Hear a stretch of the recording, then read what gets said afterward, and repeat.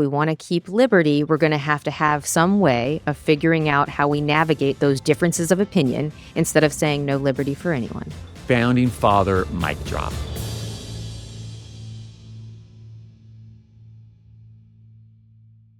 Welcome to Government That Doesn't Suck. I'm your professor, Greg Jackson. And I'm your professor, Lindsey Cormack. And today is episode 1 of our new podcast. Before we go any further, maybe we should actually explain who we are to new listeners. I'm Greg Jackson. I am best known as the creator, head writer, and host of the podcast History That Doesn't Suck. I am the author of Been There, Done That, How Our History Shows What We Can Overcome. And I also teach at Utah Valley University, where I'm the America 250 professor in the Center for Constitutional Studies. So I am a complete nerd. That is, I think that's pretty much what I just said. Well, Lindsey. and I guess I'm equally nerdy. I'm Lindsey Cormack. I have a PhD in government from NYU, and I'd say I'm best known for a little database that I've been running since 2010 called DC Inbox, which is every email that every member of Congress sends in their official capacity to their constituents as e-newsletters. But more recently, I wrote a book called How to Raise a Citizen and Why It's Up to You to Do It, and I'm at Stevens Institute of Technology in Hoboken, New Jersey. Yeah, we're nerds. It's February 11th, 1972. We're in Elkins, West Virginia, where college student Ella Mae Thompson is waiting for her ride. Outside, the thermometer is hovering around freezing, and a few inches of snow still cover the ground.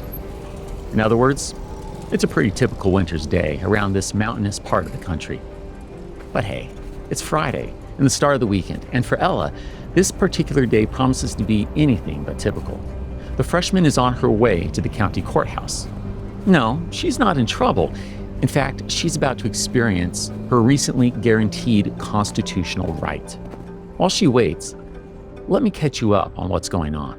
Earlier this morning, the Nixon White House gave the U.S. Senator from West Virginia, Jennings Randolph, the honor of securing the nation's first 18-year-old to register to vote.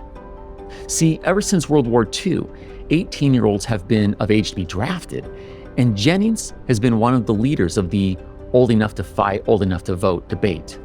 Over the course of 3 decades, he introduced legislation to lower the voting age 11 times. Now, at last, the 26th Amendment to the Constitution has been ratified. The legal voting age has been lowered from 21 to 18. The question is, who will be first? The well-connected senator knew exactly where to find a next-generation voter, nearby Davis and Elkins College, where he had once been a member both of the faculty and board of trustees. When the phone call came into the office, 18-year-old work-study student Ella accepted the historic invitation. And look, here comes the senator now. He picks Ella up, and as they drive along the icy road, the two strike up a conversation. Ella shares that her brother, Robert, was drafted and began service the month before his 21st birthday, when he would have been eligible to vote. Less than 2 years later, he was killed in action in Vietnam, only 1 day before he was to return home. The sad irony on so many levels. Specifically, the 26th Amendment Jennings had fought so long to pass had come too late for Robert. He was old enough to fight and die for his country, but not old enough to vote. Then, another revelation. Ella tells the senator she's planning to register as a Republican. After all, her family are Republicans. Jennings is a lifelong Democrat, and she worries this might embarrass him. The avuncular senator smiles back and tells her that's beside the point. Exercising her constitutional right in whatever way she sees fit, that's important. That's exactly the point. With that disclosure out of the way, the short drive to the courthouse comes to a blustery end. The 70 years younger senator and 18-year-old Ella hold on to each other as they cross the slick pavement. Now inside the county clerk's office, Ella Mae signs the registration papers. She's the first of 11 million U.S. citizens between the ages of 18 and 21 to register to vote. But for Ella, the registration isn't about politics. She'll later recall, "I was honored to do it because my brother had been killed in Vietnam, and he had not been able to register to vote. So I feel like it was something that I did for him too." I love that story. It's a relatively recent event in U.S. history that illustrates how we, the people, can make our union more perfect. It reminds me that every generation has the opportunity to be a founder because the work of building our nation is always unfinished business.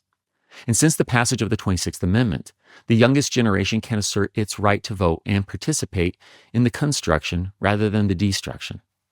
Right, Lindsay? Well, I think in a time in which everyone's hearing that government sucks and everything's bad and it's just going to get worse, we are offering a little bit of a different way to approach this sort of subject. You're damn right. You know how strongly I feel about, look, and I say this without any dismissal of the very real issues and concerns that people are feeling across the political spectrum, right? But what we have is actually a pretty special thing, and it works a lot better, both at its peaks and at its lows, than we sometimes realize. The way I come at it is government's going to happen to us whether we like it or not. Politics is going to happen to us whether we like it or not. But we are way better to navigate it and bend the ends to our will if we understand what's happening. And so part of that is just figuring out the rules. But another part of that is looking back on when government has worked in the past and kind of seeing, ooh, how can we get something that feels functional, that we like the outcome of by looking at how we've done it before? You know, obviously you're speaking my language there, you're tapping into history. I mean, this is America 250 this year, right? And the Constitution isn't that old, but it sure is fairly close. We're just going to go ahead and lean into that whole 250 thing. We've gotten a lot right. And, you know, the framers, they embraced that this wasn't a perfect union. They called it a more perfect union. They realized that they were upgrading, that the Constitution was the 2.0 version of their union from the Articles of Confederation. That sucked. Okay. And we've continued to improve it from there. One of the most brilliant things about that document and about what America is, the American experiment, is this idea of government by the people. We say that, and that trite phrase just gets lost, I think. You know, it loses its specialness because it just rolls off of our tongue from kindergarten and on. But you know, one of the things I love the most about reading the founders' words is how much they talk about the right of a generation to alter or abolish.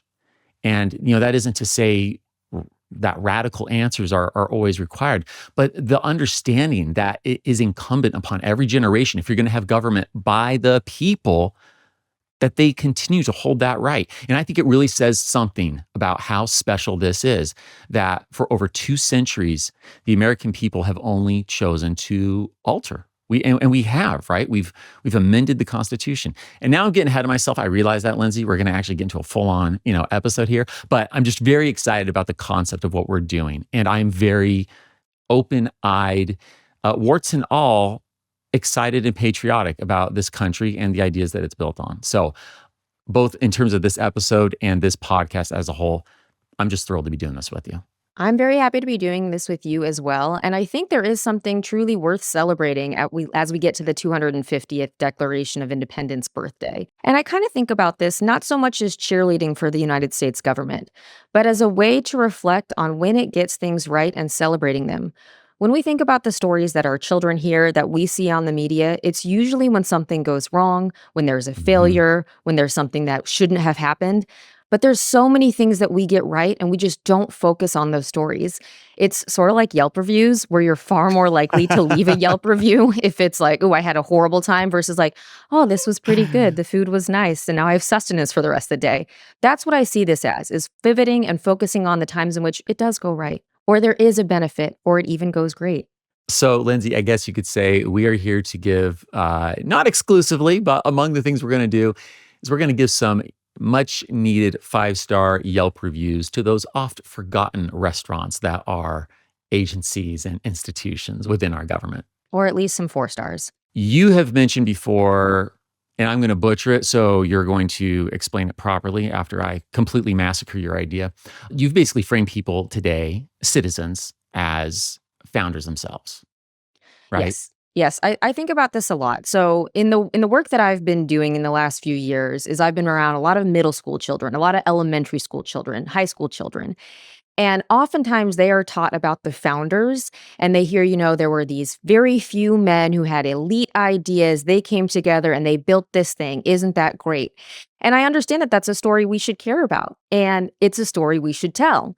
But it Yeah. casts us as sort of spectators in a historical theater play. Whereas I like to think of us as all founders. And so when I'm working with children, after we talk about who the founders were, I point to them and I say, "What kind of founder are you?" Honestly, I mean, that jives so much with everything that the founding fathers talked about. I mean, Jefferson could kind of run his mouth a little bit on some of his ideas, things that some of the other founders were probably a little more inclined to say, okay, Tommy, chill out there. But he did articulate the idea that the revolution should effectively be renewed every generation. That's what I mean, right? Like the idea that, well, basically a little blood's got to be spilled. Calm down, Tom. I don't know if we need to go quite there. But the real sentiment, what I feel like TJ's getting at, isn't that we necessarily have to spill blood, but perhaps that we should have our blood, our skin in the game, right? And I That think we do have to have our skin in the game. And I think we kind of all have skin in the game, but we're not whether realizing the we benefits. We're sure, just not. If we think someone else is taking care of it, then we aren't being in it in the way that I think our OG founders wanted us to yes, be. I feel like people want this perfect guarantee of a safety rail that government's going to work out and be okay without them being the safety rail. There has to be this recognition that we, the people, we are that safety rail. You just don't get government by the people unless the people are doing it. Look, we do government at the end of the day, at least from the American framework, I'd say, in the pursuit of happiness. That's the point here, is that we believe that we have this unalienable, right, self-evident right to be able to pursue our own happiness, whatever that means for us as individuals. Craig, I have a question for you. Oh, let's go. When is the first time you remember reading the Constitution? Oh my gosh. It was as a kid. So my mom flirted with homeschooling off and on. I was in public school from sixth grade on continuously, but my elementary school years were back and forth as she went back and forth on this idea, and mom was really good about covering civics, government, and I remember I was growing up in Southern California. I remember sitting in my room reading the Constitution because mom said to do so. I think that's really lucky. I think most of us can get to our 18th birthday, be fully eligible to participate in the American experiment, but Yeah, not really know the rule book at all, having never cracked it. And that's something that I think makes me a little bit sad when I get to interact with new undergrads every year, because I know that no one likes playing a game they don't know the rules to, whether it's like a card game, a 100%. board game, or politics. And I'm like, guys, this game can't feel that good if you haven't read the rules. You have to have that if you want it to be something that you can have a better chance of winning. If you run with that analogy even more, I mean, imagine you're on a baseball team, but for some reason you've gotten the idea that you are such an unvaluable player that you're just going to go sit in the stands and you don't know the rules. So not only is your team missing you on the field, and then you're not realizing the damage that that's doing, right? As uh, an easy pop fly is just thudding to the ground in the outfield because you're not there to catch it. I'm not trying to make people feel guilty. Maybe a little guilty, not super guilty, the right guilty. And at the same time, you don't even know the rules to understand when a call is made. You might get the impression that the ump is being unfair when in fact there are three strikes and you don't understand that.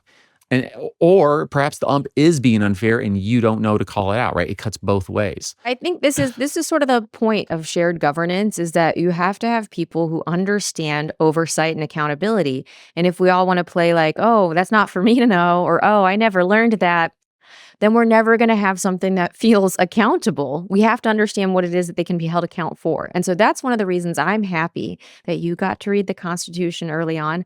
I didn't do this till the very end of high school, and I will Really? say I probably didn't understand it until the very end of a PhD. And I still learn things. I read it once a year. I get to do it in class, and I learn things every time I do it. But I really think we sort of under gear our citizens to understand the world that they're stepping into because we don't have most of them read it. I feel the need right now to say thank you, Mom. So let's fix this a little bit. And I love your premise, the declaration. I'll throw one more analogy out there. We could think of this like a business. We live in an entrepreneurial society, and perhaps we're thinking about this as a company that's been established 250 years ago. But maybe it'd be better if we thought of every generation as having to be the new entrepreneur. You've got stake. You own shares in this company. Like any great enterprise of yesterday, it could easily become not so great tomorrow, right? I think that's Things right. shift under your feet. The economy shifts, new inventions. You've got to adapt. Government also has to adapt. There might be these broad principles like separation of powers, checks and balances. Sure, that's your basis, but we've got to be ready to adapt. That's why we need a living, breathing Congress that can pass new laws. And I think if we're talking about this like a business, we're obviously the shareholders. And Yeah. instead of like a set annual meeting, we actually get tons of annual meetings and tons of places for like customer feedback in the form of elections. And part of Yes. that is knowing, like, who am I electing? What are these positions? When does it have to happen? Like, you could not convince a business to listen to you if you didn't show up to the annual meeting. Same is true for government. If you don't agree to show up, if you don't agree to understand the rules, they're probably not going to listen to you. I'm a total fanboy and nerd for representative government. Okay. That's what I think makes America so exciting today. You think about how much this nation has improved over our more than 2 centuries.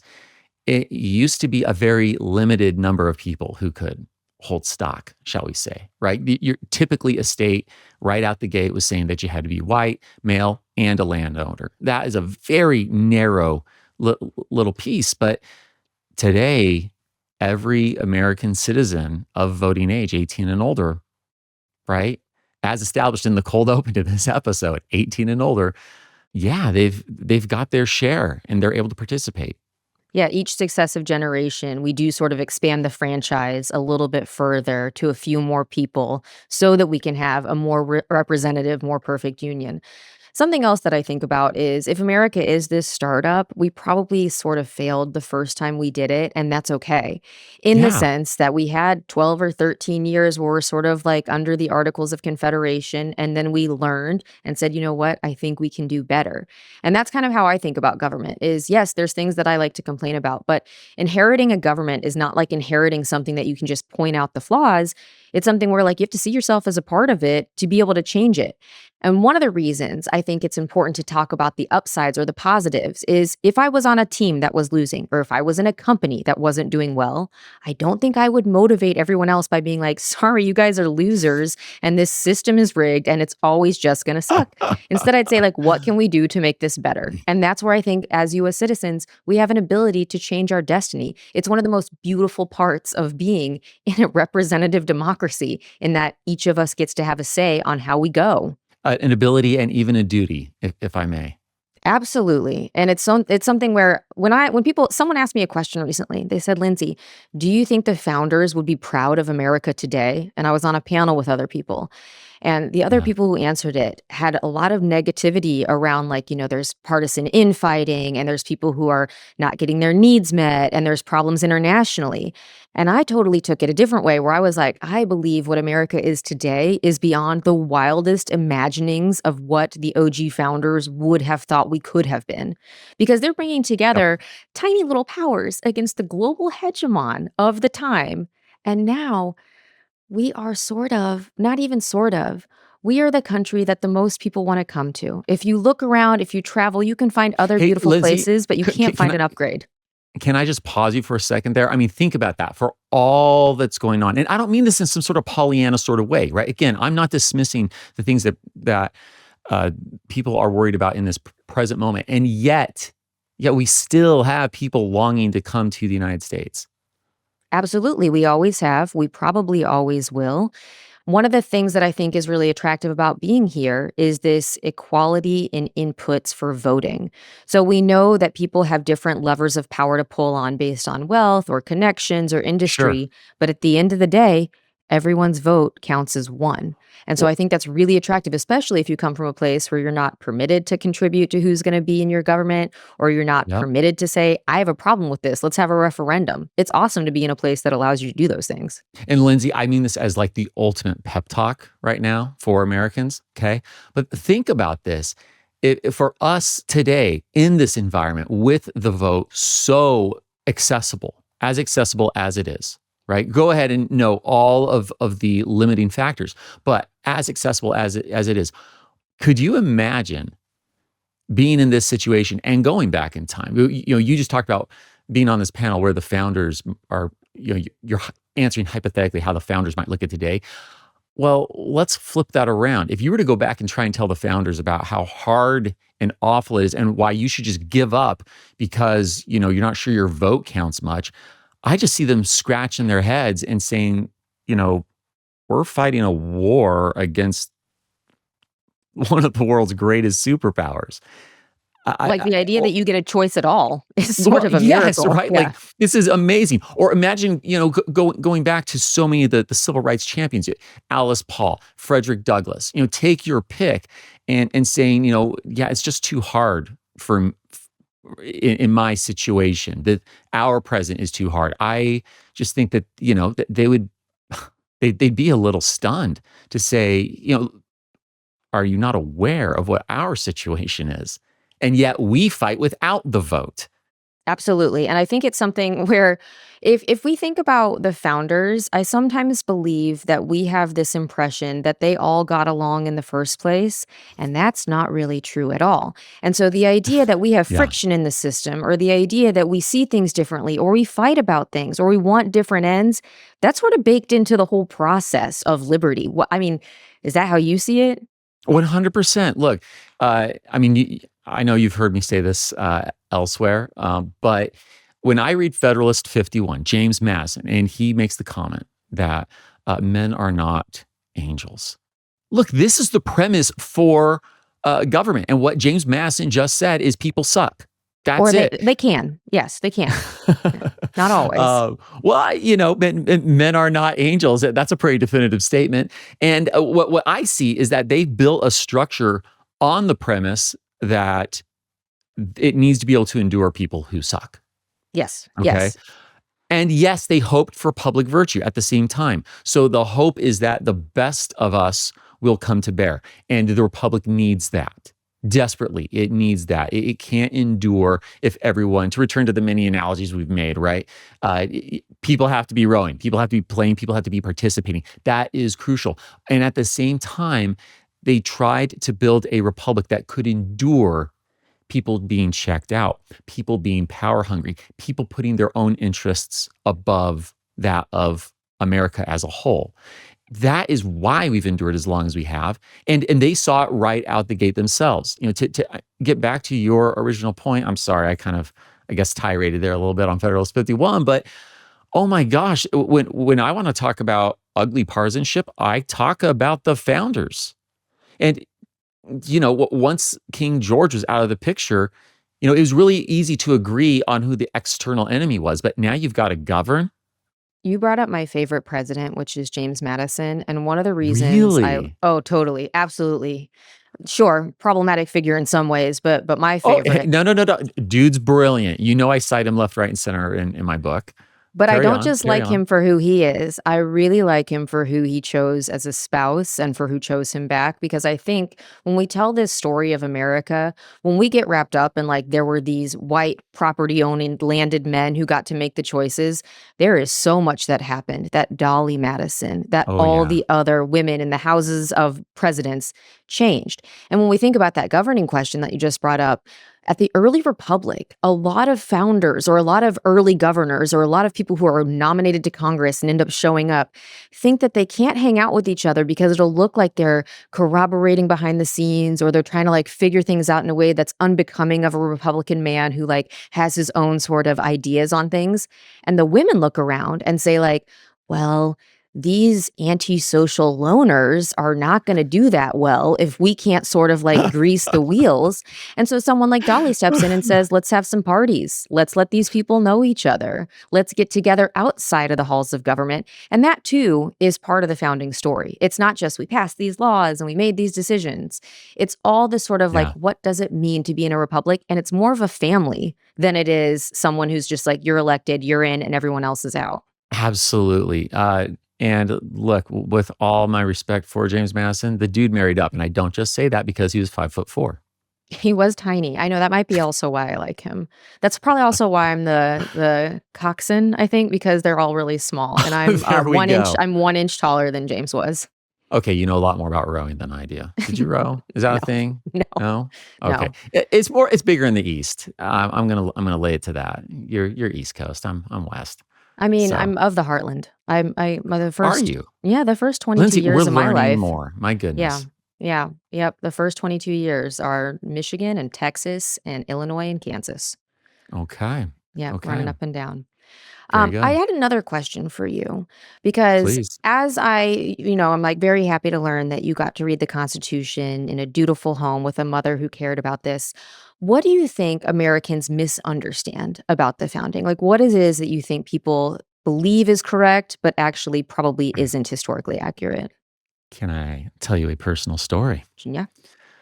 So, a number of years ago, serving in a position in my hometown on the planning commission.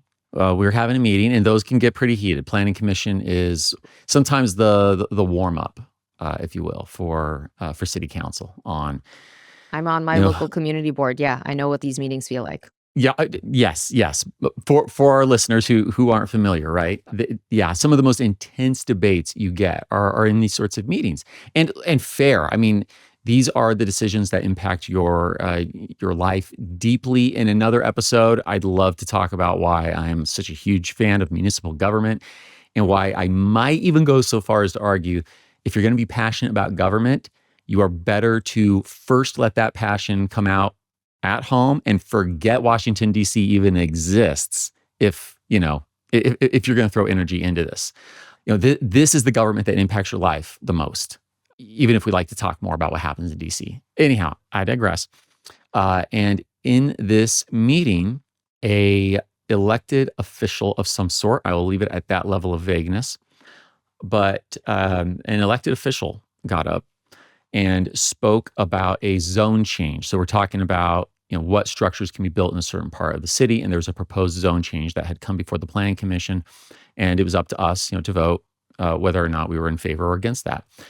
And this elected official, to be fair, recently elected, said that the Constitution has endured since the beginning, and the Constitution doesn't change, and there's no need to change the plan of the city.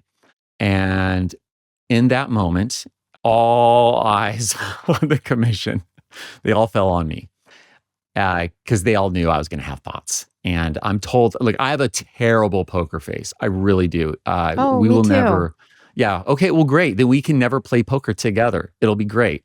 Yeah. I would never.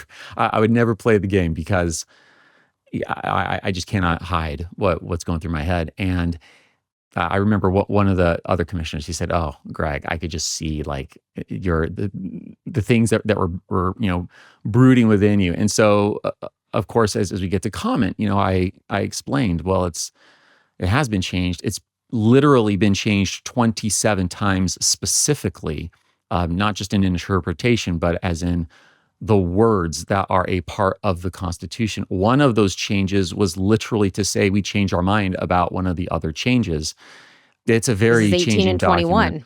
Yes. And furthermore, there is one article dedicated to nothing but explaining this is how you change the document. And you know why we have that is because the Articles of Confederation were so hard to change that they were like, Yes. hey, we got to figure out a way to do this that is workable because we originally said, like, you all have to agree. And any change has winners and losers. And so this is like, nah, we'll just do a Bingo. supermajority. Yeah. That night is just etched into my head. And I really don't mean that with disrespect. I don't. But I think it's noteworthy to point out that we have good people, and I'm going to say that about the individual speaking that evening, good intending people who even run for office, who get elected by their fellow citizens, and that means they've done right according to our system, and yet have not taken the time to understand the very Constitution that they then take an oath to uphold. And I don't think that they ever did it intentionally, but there's just a lot of assumption that we understand the rules of the game when we don't, both by candidates and we, the people, are not holding them accountable. Clearly, there weren't questions in the election process that drilled this, newly elected official on constitutional principles enough to expose that and lead them not to necessarily even drop out, right? But just pause, reflect, and go, holy crap, maybe I should read this thing.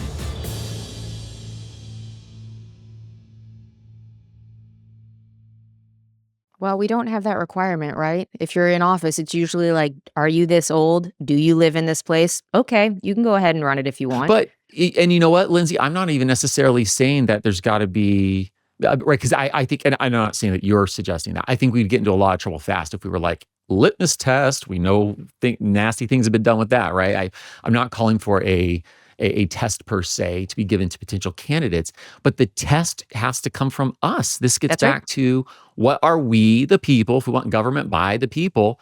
Well, if we don't ensure that our candidates even understand the rules, how on earth do we expect, you know, that they're going to hold to them? So I have two sorts of thoughts on this. One is Okay. the Constitution isn't that long. Like if you were to print it It's so out on short. eight and a No. half by 11 page paper, it's like 17 pages, like 15 if you make it smaller font, 19 if you make it bigger. It's not that long. But the other thing is when you just said like bringing it back to we the people, I think that both the founders trusted we the people, as in we want to do this, but they also feared the people. And we sort of see both of these things. And Yeah. it's not necessarily bad to have both of those. It's like, yes, we trust if multiple people are thinking about it, we'll get to a better outcome. But we also should fear the people in that we are going to be held to account if we do something that the people don't like. And I think having both of those is important. It is. And look, we see that so many times. Ben Franklin, apocryphal tale. We always got to, I'm a historian. Let me put my little asterisk there. But allegedly asked after the convention, what have you wrought? Right? What have you done in there? He says, a republic if If you can keep it. keep it. Right? Yep, yep, yep. Yeah. And more than that, I found this so interesting. Go back to our boy, little Jemmy, James Madison. He says in the Federalist Papers that the Senate, he's explaining, right? Why did they do the things that they did? And he's explaining the check and balance between the two houses of Congress. So Congress, our legislature, has two houses. And fair enough, people sometimes ask, well, why? Why bother? And he's explaining that it's a check against corruption. And one of the ways to ensure that check really holds is to try and make these two bodies that are clearly, two halves of one thing, nonetheless as different as possible. So the House will elect congresspersons every other year, right? And that's meant to intentionally make sure that representatives are dancing to whatever tune the people call. You want to hold on to your seat, you will do whatever is popular, period. But he says the exact opposite for the senators. And he even says that it is their duty to protect the people against their own delusions on occasion. Right? So Yeah, here is a document. Here's a government that's about government by the people. And yet here he's introducing even a check against the people on a short-term basis. I'm sorry. I got excited and kept talking. no, there's no need to apologize. Something else that I like about, and I love teaching about the distinction between the House and the Senate, is they didn't just invent these. They looked to their closest historical relatives and said, hey, over in England, we've got a House of Commons and a House of Lords. We certainly don't want to have a House of Lords, which is family nobility. You get into it because of who you are, not because someone elected you. But we do want to have these sorts of pulls, which is like that dance to the tune, turn over every other year. You're a public servant through and through, Right. versus someone who can build up a little bit more institutional knowledge in a 6-year Senate term.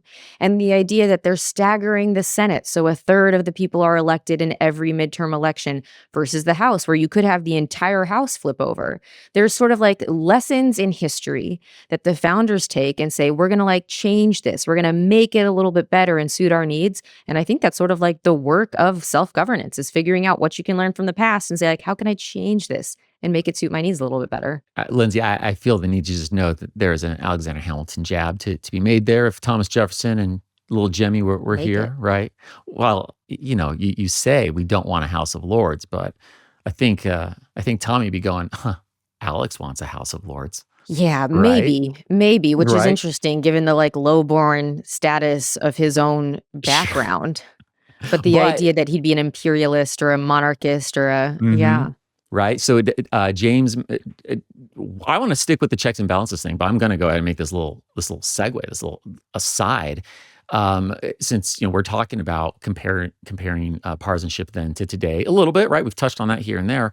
Let me just insert. I mean, Thomas Jefferson and James Madison called Alexander Hamilton a monocrat. That was their blended slam of a monarchical aristocrat, because they believed he wanted to end the American experiment and introduce, if not a king in name, at least in reality. That was their perception. I think that they were super wrong. There are some to this day who go, "Oh, no, Tom and Little Jimmy super nailed it. That was Alex." I think that is an insane position to hold, but they did, and that was their partisan divide. And you had those Federalists and those Jeffersonian Republicans, each convinced that the other party wanted to destroy the country, which that they were sounds a lot like traitors. how people talk about this today, where every election is the only one that matters and the other side is going to like ruin the country or drive us into death or take what we Yep. want and throw it all away. I don't know if everyone knows this, but you do have a new book where you kind of go through a lot of times in which partisanship got to much worse places than we are today. Do you feel okay talking about any of those parts and examples? Sure. Well, I'll tell you right now that example I just gave, straight out of chapter one, where the very first two national newspapers established within the Washington administration. So we can't even get through our first president without having a national media, two papers, each supporting the two instantly developed parties and just slamming each other. And they're using pseudonyms, something we don't do in the press today. But I might say that's not all that different from getting on social media and you're dealing with, say, bots, or people who are putting ideas out there under fake names, not using real images, right? So right out the gate, you've got disinformation. You've got bad assumptions about the opposite party. Lindsay, we couldn't make it hardly a second without doing that. I do think there's something about one of the reasons that it feels hard or uncomfortable to talk about politics is because of partisanship. And the way that I sort of like to think about things is think like a patriot, not like a partisan. Being a citizen is Mhm. different than being a partisan. But partisanship is a feature. It is a reality. It is not a mere bug. It is what's going to happen when you have any sort of government that's competing for control. And so, something that I like about the way that you've written your book is saying partisanship has happened and it's been pretty bad in a bunch of different ways that many of us just don't know about. Oh, stop. It is. Wait, Hey, like, we're not tarring and let me feathering each other. We're not doing that. We're not dueling each other when we think that you've, like, y affronted our sense of honor. Partisanship has right. gotten really ugly in the past, and now we might, like, tear each other down on online forums, but it's usually not political violence. If I may, Lindsay, and I'm gonna pull the book from the shelf just to really drive home the point, and it's a real background, that's always worth showing. The Federalist Papers, right? Your point about partisanship being a feature. So James Madison, Federalist number 10, he says that, and I quote, Wait, hold on. I Li- think I'm gonna follow along because I'll just go to oh, my bookshelf. let's do it. Do it. Here we go. I was like, I'm pretty sure I got this up here too. Okay, I love that none of this was scripted or planned, but that we both have the Federalist Papers within arm's reach. Oh, and I was on That's 51. That's where mine was open to. Okay, back Oh, to I love 10. it. Well, 51. I mean, solid. But yeah, we'll go to 10. Basically we're doing Little Jimmy's greatest hits today. That's what's happening. I mean, he is Um, the author of the Constitution. He's the father of the Constitution. It makes sense. it sure does, which is where it's really fun to think of him and Alexander Hamilton in 1793 getting into a print war under pseudonyms in which they're yelling and screaming at each other over what the Constitution means. But of course, if anyone is also qualified to yell back at Little Jimmy, it's Alex, who wrote 51 of these Federalist Papers. But before I go into this, Lindsay, can we just pause and point out if the very two men that we might say, and I'm maybe you could take some contest with Alex perhaps, but follow me on this. If we look at them as authors of the Federalist Papers, and of course as the framer, right, behind the Virginia Plan, James Madison specifically, as like the two guys behind the Constitution, and they get into a full-on screaming fest in the papers over what the Constitution means, why are we surprised that we don't always agree on what the Constitution means? Okay. Well, yeah, I hear you. And I also think it's something where like we want it to be like, this is the black and white right answer wrong. And that's Yeah. just not how it is. And you're going to show us how it's never been that way. Absolutely. Okay, so after his super long opening paragraph that some teacher somewhere today would be like, "You can't write an essay like that, James." We jump down two more. The paragraph that starts with "It could never be more I'm truly." there. You with me? Okay. Mhm.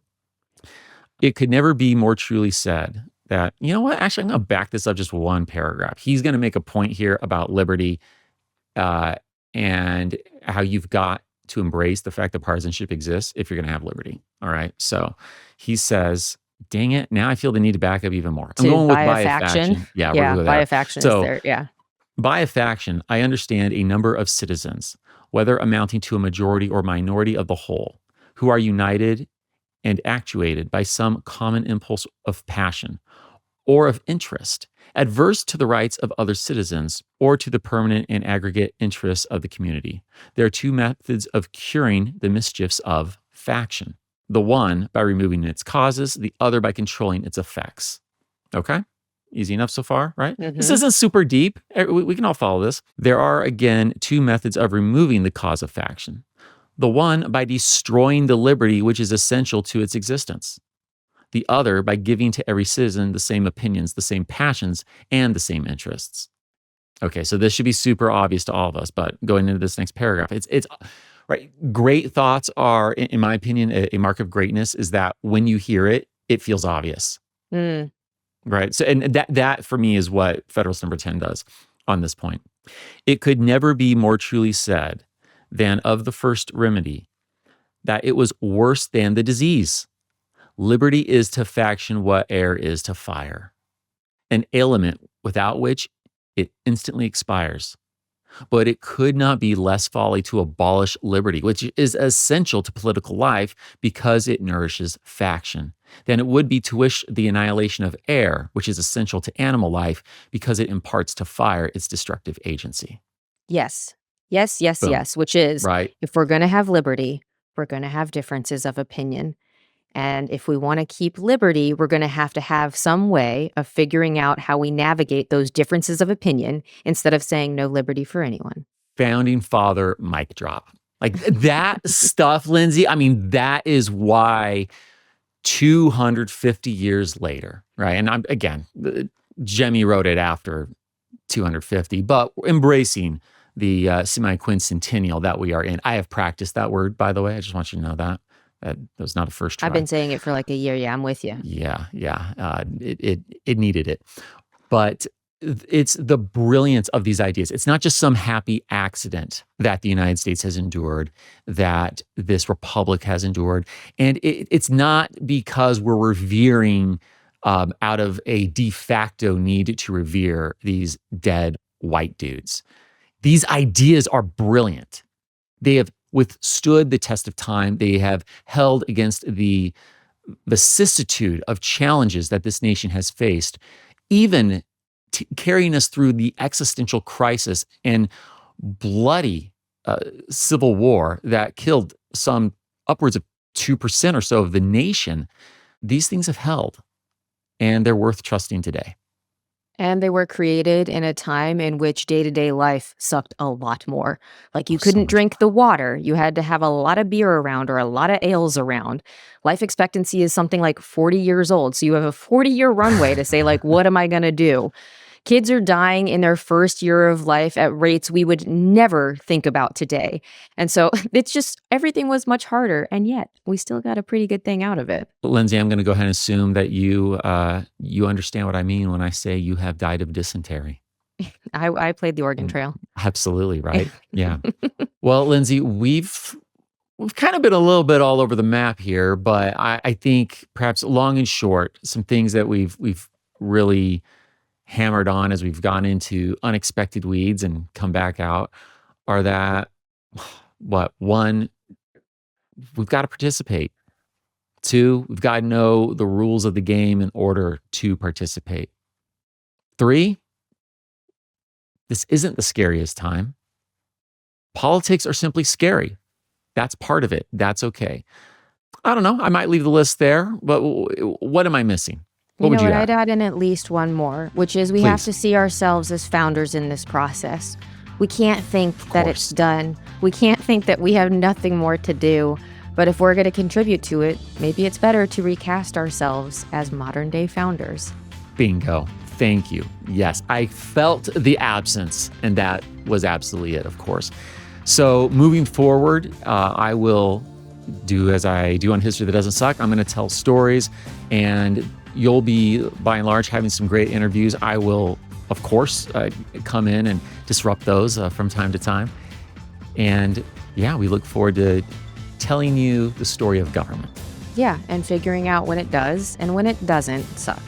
So we'll see you every other Monday for a new episode of Government That Doesn't Suck.